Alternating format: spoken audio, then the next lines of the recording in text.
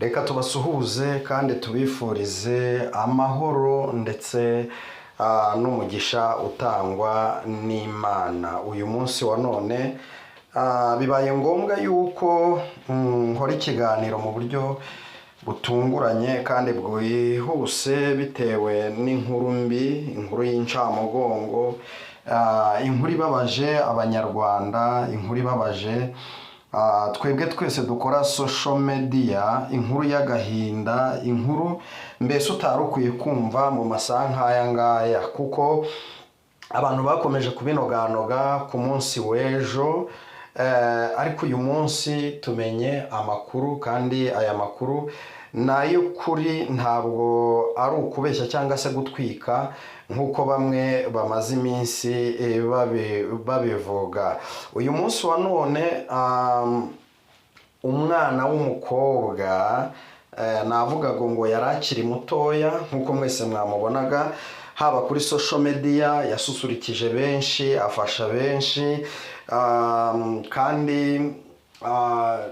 yagerageje mu gihe cye gukora kandi akora ibyo yari ashoboye gukora kandi mu gihe cye. Hari haciye iminsi itari mikeya havugwa inkuru ya Valentina uzwi nka Vava cyangwa se Dorimbogo kuri social media, bivugwa ko yari arwariye mu bitaro bya Kibogora. Ibitaro bya Kibogora bisanzwe bizwiho kuvura indwara z'igifu, cyane cyane ko bavugaga ko yaba arwaye igifu. Hanyuma yaraharwariye rero araremba, ariko aza kuza gukora akantu kagaragaza ko yari asa n'uri kugira iyerekwa, yari ameze nk'uri kumenya ibyenda kuba. Mwabonye akavideo kacaracaye avuga ati muzansabire imbabazi umuntu wese naba narahemukiye. Abantu babyita imikino, abantu babyita puranka, abantu babyita ko ari ibisanzwe, ariko mu by'ukuri yari arwaye kandi yari arembye. Nibwo rero ku munsi w'ejo yakomeje kuremba cyane, biba ngombwa yuko bamwohereza mu bitaro byo ku Kibuye. Ageze ku Kibuye baramuvura, bakora ibishoboka byose, ariko mbere yuko bamujyana ku Kibuye abantu bari bakomeje kujujura bavuga ko Dorimbogo ashobora kuba yaba yararozwe ahubwo atarwaye igifu nk'uko byavugwaga. Ariko nyuma y'uko agejejwe ku bitaro byo ku Kibuye muri uyu mugoroba w'uyu munsi wa none, kuri uyu wa gatandatu ku itariki 27, hasesegaye inkuru y'incamugongo ivuga ko umukobwa Dorimbogo yamaze kwitaba Imana, kandi ni amakuru yizewe, ni amakuru atangwa na bamwe mu muryango we, ni amakuru atangwa n'abanyamakuru benshi, cyane cyane ko muzi ko yakunze gukorera ahantu henshi hatandukanye ku bitangazamakuru bitandukanye. Ubu rero kuri uyu mugoroba byaje kuba ngombwa ko yitaba Imana. Turihanganisha umuryango we, turihanganisha sosiyete nyarwanda. Muzi ko yaranzwe cyane no gukora social media, ariko akibanda ku gukora indirimbo zivuga ibyiza by'u Rwanda, harimo n'iyo ndirimbo yitwa Dorimbogo Dorimpara. Yagerageza kwerekana ibyiza bitatse igihugu cyacu cy'u Rwanda, ariko uyu munsi wa none ntabwo akibarizwa mu isi y'abazima, yamaze kwitaba Imana. Kandi yari yariteguye kuko nimusubiza amaso inyuma mukareba akavideo yakoze, yaravugaga ati abantu muri kumvuga, abantu muri kuvuga ngo aka ni agatwiko, Imana ibababarire. Ati ahubwo ndinginga buri muntu wese ko yansabira imbabazi uwo naba narahemukiye. Bisobanuye ngo yari abizi, yarabirotaga, yari yamaze we kubibona, cyane cyane nubwo benshi bakomeje kujya bamufataho ijambo bakavuga ibiterekeranye, bagakomeza guhamya amakuru atari ay'ukuri, ariko mu by'ukuri yararwaye kandi yararembye. Ubu rero amakuru amaze gusesekara nuko dore imbogo yamaze kwitaba Imana. Bantu b'Imana, nimureke twige gukora ibyiza tugifite uburyo, kandi dukore kare kuko bugiye kwira. Ubutumwa buravugwa hirya no hino. Imana irabwira abantu ngo bihane, Imana irabwira abantu ngo bahindukire bakore ibyiza bishimwa n'Imana, ariko mu by'ukuri bagakomeza kwibanda gukora ibintu bidafite umumaro. Birakwiye ko witekerezaho, nanjye nkitekerezaho, tugakora ibintu bizima, tugakora ibintu bizaduhesha ijuru, tugakora ibintu bishimwa n'Imana ndetse n'abantu. Nukuri Valentina, Imana y'amahoro imuhereze iruhuko ridashira, kandi inshuti ze zamukundaga hamwe natwe twese turimo turababaye yego, ariko Yesu atari yaza nyine urupfu ruraza, kandi urupfu rutari rwaza Yesu nawe yaza. Iki ni igihe cyo kugira ngo dukomeze kwitegura, kuko Imana irimo ireza umugeni,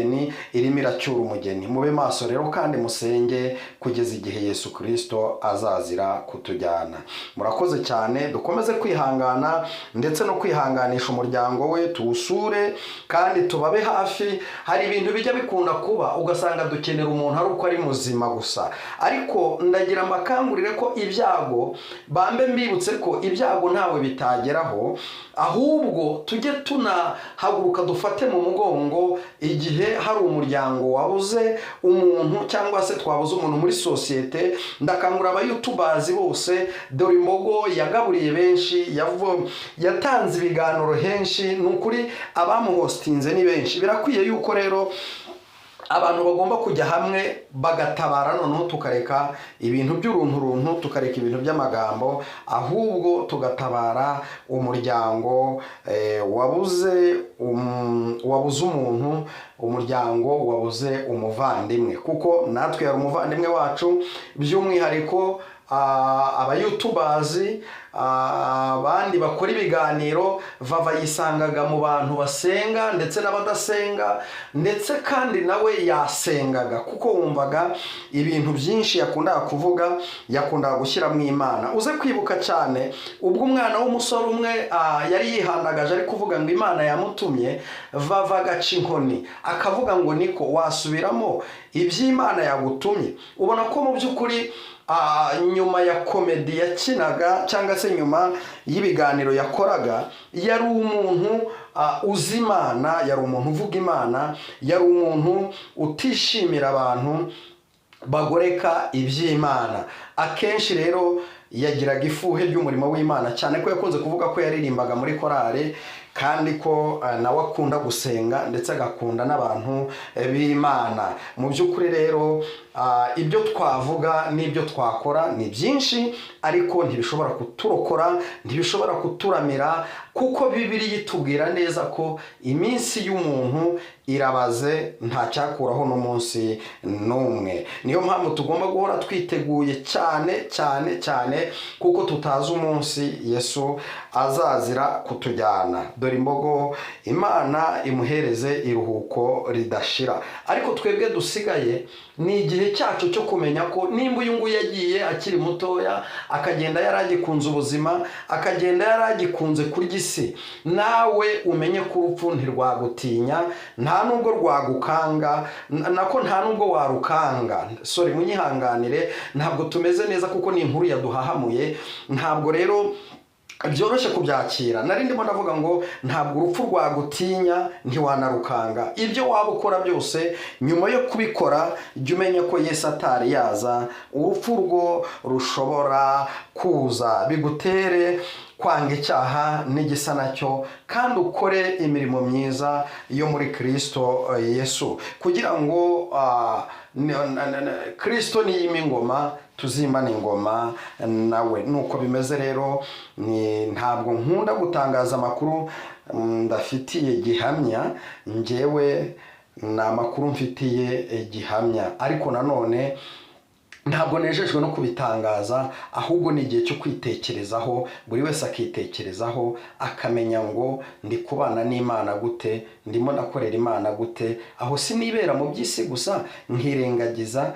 gukorera Imana, nkirengagiza gukora ibyiza. Kora ibyiza uzemerwa kandi Imana imuhereza iruhuko ridashira.